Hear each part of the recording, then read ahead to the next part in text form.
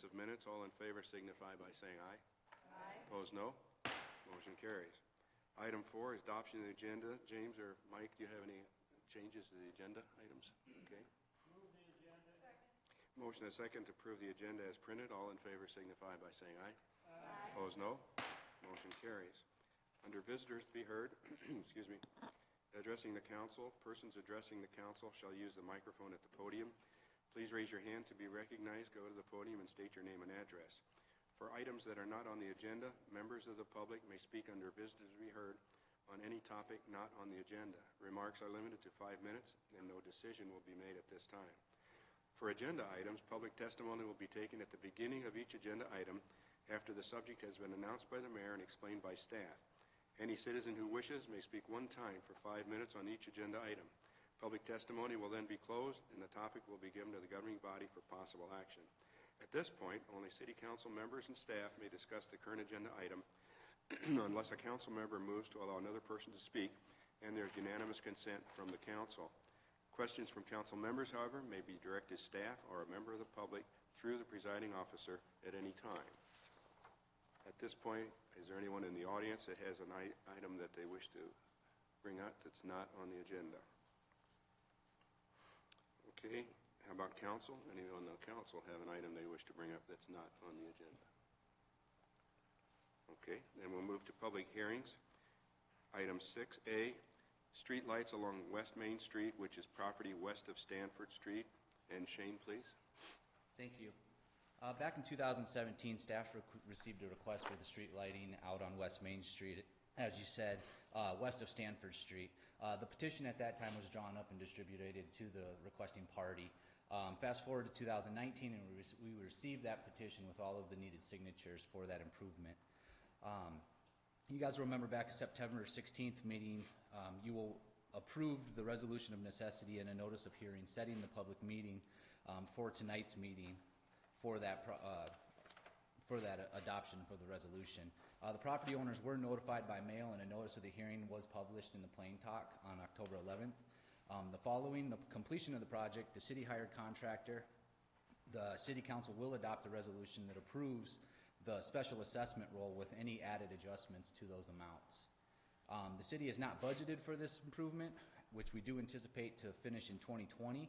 That budget will need to be revised at the 2020 revision session. 2017 estimated cost for this project was $10,422.50. That figure includes the 8% administrative fee. Following completion of the project, the special assessment roll will be calculated with the assessment over 10 years at 10% interest on the actual project cost. Notice of hearing on that special assessment roll will be adopted, setting a public hearing with notice provided to all property owners. After the adoption of the special assessment roll, the property owners will have 30 days to pay the assessment without interest. Assessments unpaid will be certified to the county treasurer to be included with the property tax statements. Administration recommends adopting the resolution of necessity for installation of the street lighting project along West Main Street. Thank you, Shane. Council, questions of Shane? Move the agenda. Move the resolution, excuse me. Second? A motion and a second to approve the resolution, adopting resolution of necessity. Any further discussion? Seeing none, all in favor signify by saying aye. Aye. Opposed, no. Motion carries. Thank you, Shane. Item 7, we have no old business, so we'll turn to item 8, new business. Item A is a resolution of intent to set a public hearing for December 2, 2019 for Business Improvement District Number 2. And James, please. Thank you. The last couple of years, the City Council and the Business Improvement District Number 2 Board, also known as the BID Board, have been discussing a project commonly referred to as the Downtown Streetscape Project. After 2 public meetings this year and multiple discussions with downtown property owners, the BID Board believes that they have the necessary public support to move forward with the project. The BID Board presented a plan to the City Council at the past meeting on October 7th, which the City Council accepted. The BID Board proposes the following cost breakdown, which is based on a 2016 conceptual plan. That would be $2.45 million. The cost of these improvements would be split between the city and owners of taxable property within the BID district at a rate of 80% to 18%. The property owner's portion would be paid in the form of an assessment. The assessment would be based on the actual cost of the project after construction has been completed. The property owners would be assessed at two different rates depending on where they're located within the bid district. At the July 29th public meeting, several formulas were presented to the public, and they were essentially allowed to choose which assessment formula they would like to see. This current option was the overwhelming favorite in that discussion. So as the City Council shows its support for the plan as it was presented, tonight's item specifically is to establish a resolution of intent. That resolution sets a public hearing date of December 2nd, 2019 for the first reading of the ordinance that would eventually establish the bid district. The resolution, along with a notice, would be mailed to the property owners at least 30 days prior to the first public meeting. And then following the adoption of the ordinance, which would take place after the second reading, the ordinance would go into effect 20 days after it is published. Once the ordinance is in effect, the bid board can begin the process of hiring a consultant and moving forward towards construction. The city would utilize funds from several different areas to support this project. After the project is completed, the city would then recoup funds based off of those assessments. The administration recommends approving the resolution of intent to set a public hearing for December 2nd, 2019 for the establishment of bid number 2. Thank you, James. Any comments, questions that you have for James? Tom?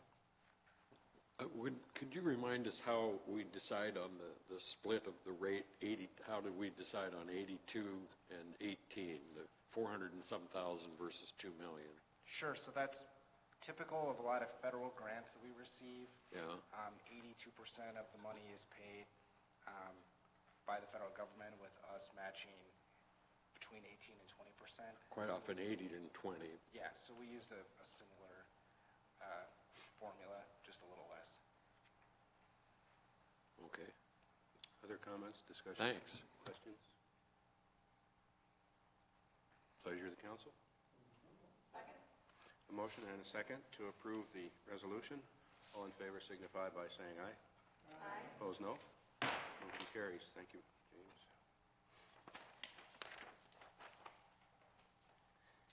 Item B, final plat of lots 1 and 2 in Block 7, Brooks Industrial Addition, Park Addition to the City of Vermillion, Clay County, South Dakota. And Jose, please. Thank you. Banner Associates submitted a plat on behalf of the owner of the VCDC to subdivide an area of land that they own along Highway 50. For reference, this would be Commerce right here. This would be Highway 50. This would be Plum Street over here. Midwest Ready Mix is actually right here, right off the map. This would be this would be the JFI building right there. So the area that we're discussing as far as final plating would be this here. That would be combined and then split again into two lots, one lot in the north and one lot in the south. The total area between these two lots is roughly 9.3 acres in size. This plat was reviewed by the Planning Commission at their October 15th meeting. At that meeting, the Planning Commission recommended to the City Council unanimously to approve this plat. Staff did review this plat as well as the Planning Commission, and we find that it complies with all the requirements as far as platting is concerned. One thing that should be noted is that one thing that's peculiar, I guess, is that there is a larger than usual easement bisecting or dividing these two lots. Usually we just have two 8-foot utility easements on either side of the property line. With this plat, we do have a 33 plus an 8 on either side of the line, of the property line. This is, at this point, that larger, that 66-foot easement would actually only be used for water and sanitary sewer. In the future, if the property owner wants to dedicate a road, then that there would become the road. That's why it's so wide. So the plating fee has been paid by the owner. Staff finds that the final plat meets all the ordinance requirements and recommends approval of the final plat. If they did put a road, where would you have put the utilities? The utilities would still be in the same place. That's why we're dedicating this area here just for water and sanitary sewer. Questions for Jose? Did you say 66 feet? Yes. So is that a section line? No, it's not a section line. Okay, it That's just our happens to minimum. be as wide as one, okay. Yep, that's our minimum size for a right-of-way. Thank you. Other comments, questions? Second? Motion and a second to approve. All in favor signify by saying aye. Aye. Opposed, no. Motion carries. Thanks, Jose. Thank you. You can stay there, I guess. Item C, resolution authorizing the purchase of a mower for the Bluffs Golf Course. Again, Jose, please. Thank you. The 2019 budget sessions of the City Council review the 2020 Equipment Replacement Fund. As part of that replacement schedule, the Bluffs Golf Course has a mower, 2011 Toro Groundsmaster 3150 that was scheduled for replacement. At this time, staff is asking to move forward with the purchase of this mower, even though it's for 2020 due to an advantageous price that we would be getting from Toro Manufacturing or Toro Company and the dealer participating, the dealer. We did receive a bid on a 2020 Greensmaster 3300 Triflex with all the new accessories and blades. This bid was for $46,724. The participating distributor for South Dakota, Midwest Turf and Irrigation of Omaha, has agreed to match the national IPA price, which is the price that I mentioned beforehand. The 2020 Equipment Replacement Fund includes a budget of $42,000 for this purchase. Staff will be approaching other golf courses in the area to see if there is any interest in purchasing the 2011 mower. If there is, then staff would be approaching City Council at later time to declare the 2011 mower surplus and sell it to the golf course or sell it at a bid. Otherwise, staff did receive a trade-in value from Midwest Turf and Irrigation for $6,500 for that 2011 mower. With all that being said, administration recommends approving the resolution to purchase a 2020 Toro mower or Toro Greenmaster 3300 Triflex with all the new accessories and blades from Midwest Turf and Irrigation of Omaha for the price of $46,724. Just again, keep in mind that this does not include the trade-in of the 2011 mower. So, Thank you, Jose. Questions, comments? Julia? So that price is not contingent on us trading it in? no, it is not. Okay. And then my second question was, you said this is an attractive price, but we had budgeted $42,000, so can you explain that? It's part of the deal is that the budgeted amount of $42,000 did not include blades. So this is a new mower. It's a new generation. So the mowers that we already have do not fit on this mower. So we have to get new blades with the mower. Okay. So that's where the little bump in price. Okay, thank you. A motion and a second to approve the resolution for the mower. All in favor signify by saying aye. Aye. Opposed, no. Motion carries. Thanks, Jose. Next is item D, declare landfill dump truck surplus. And James, what are you going to do without an engine? Thank you. In 2015, the city purchased a 1998 Ford dump truck with 195,000 miles on it to carry bales from the Baylor building to be placed in the landfill. Approximately 2 weeks ago, and I tried to find a more eloquent way to put this, but the engine blew up. Sounds like if I had called anything else, it would have been doing it a disservice. So this truck needs to be repaired as soon as possible or replaced in order for their work up at the landfill to continue once it gets dry. The equipment before the city council is, again, a 98 Ford conventional H truck. Approximate appraised value of $3,800. Kind of hard to appraise a dump truck, a 20-some-year-old dump truck with a blown motor, but we did our best. We request that the city council declare the above item surplus so that the surplus property appraisal committee can meet to appraise the equipment and we can move forward with trying to find a buyer.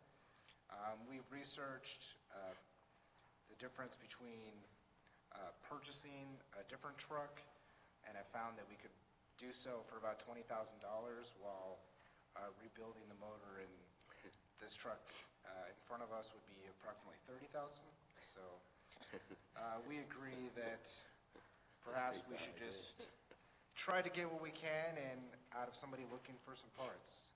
So the vehicle will be advertised and sold to the highest bidder, as is our MO, and the proceeds from that will go to the Joint Powers Fund. So that being said, administration recommends approving the above listed property as surplus and moving forward with the appraisal by the Surplus Property Appraisal Committee. Motion and a second to approve. All in favor? Are there any other questions? I did have a question. You know, did you look at a remanufactured engine or some other engine? Why is $30,000 the price to rebuild when maybe a whole remanned engine is a lot less? I don't know.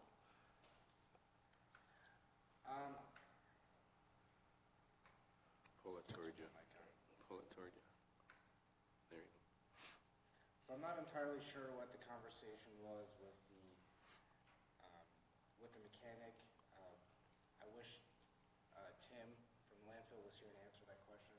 I don't know if Jose, you had got any more details on that conversation, but. Doesn't that seem rather high to fix an engine?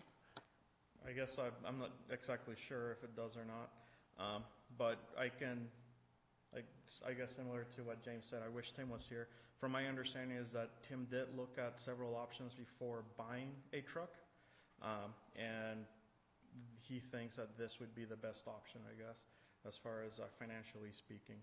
So I'm going to have to trust his decision. Thank you. Yep. Further comments or questions? Yeah, we have a motion and a second, but I was just curious if we have to include in that, so looking for another one, or is that a separate issue? How do you view that? Any thoughts on that? Jose, do you have any? I'm sorry, I missed the question. We talked about finding a replacement for some 20,000 or some such. Does that need to be in the motion? Mike, do you have a sense on that? No, because I Does not? think Okay. that's already, Okay, yeah, that would Right. actually be item 18 on the, okay. Thank you. Okay, call the question. All in favor signify by saying aye. Opposed, no. Motion carries. Thank you. Item 9A, sale of surplus equipment and vehicles. And Jose, please. thank you.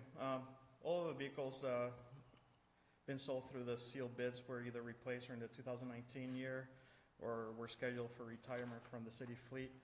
As you may recall, on October 7th at the last council meeting, the council did approve the sale of quite a few vehicles, pickup trucks mainly. However, a 2002 Chevy 2500 with a dump bed was not sold at that time. We did receive a bid, which is the one in front of you, for this vehicle that was not able to be sold prior to the meeting. The Surplus Property Committee did appraise this vehicle a while back for $2,800. We did receive a bid for that vehicle on October 18th.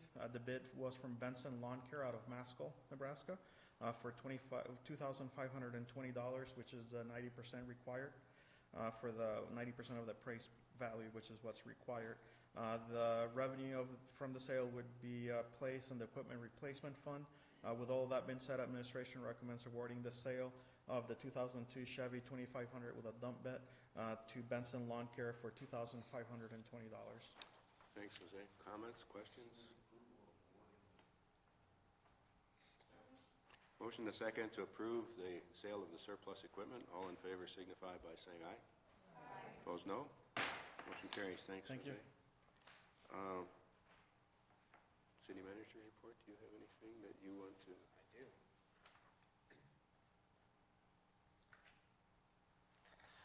As part of the city manager's report, parking will be removed on the north end of Dakota Street from Alumni to Highway 50 and Rose, from Kyle Village north of the Dome from 6 a.m. to 6 p.m. on this coming Saturday, the 26th, as is the standard for a home Kyle football game. Also, the Planning Commission will have a public hearing to consider zoning amendments on Tuesday, November 12th, at their meeting, which begins at 5:30 p.m. This will be part of the City Council's November 18th agenda if the amendments are advanced by the Planning Commission. One raffle notification: Vermillion High School After Prom Committee is selling raffle tickets at $5 each, or 5 for $20 until January 7th, 2020. The prizes are 4 tickets to the USD-SDSU men's game and 4 tickets to the USD-SDSU women's game held here in Vermillion. The drawing will be held at a January 7th Vermillion High School basketball game. The value of the tickets is approximately $160. Proceeds from the raffle will be used to help support the Vermillion High School After Prom activities. And the winners must wear red. I made that last part up, but Comments strongly or encouraged. questions for James? Anybody? Thank you, by the way, for filling in this evening. I appreciate that. No problem. Invoices payable. Mike, would you remind me of what number 42, the Geo Pool bond, what is that? That's a general obligation bond for the Prentice Park pool, the payment on that. Oh, okay. Is that our last payment on that? Or No, we still got a few left. Oh, that's right, yeah. Okay, thank you. Sorry to say. Any other questions for? I have a question that I didn't say earlier because it's not on the agenda, but it's about, where are we at with Elm Street up there by the Heights? Is that work all done? It should have been done by now, I would think, but I don't No, know. actually, the contractor had till November 1st to finish. Oh, he does? Yep, Oh. he sure does. And the contractor did pour curb and gutter today, and he is scheduled to be paving probably within 7 days, at least half of the street, I would say.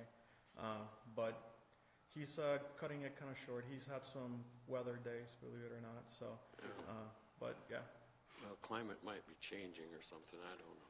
Yeah, Anyway, I wondered if he'd asked for an extension or something. Nope, nobody's asked for extensions yet. But thank you for answering that, I appreciate it. One of the budget items, certainly. One of the One of the invoices invoices. payable.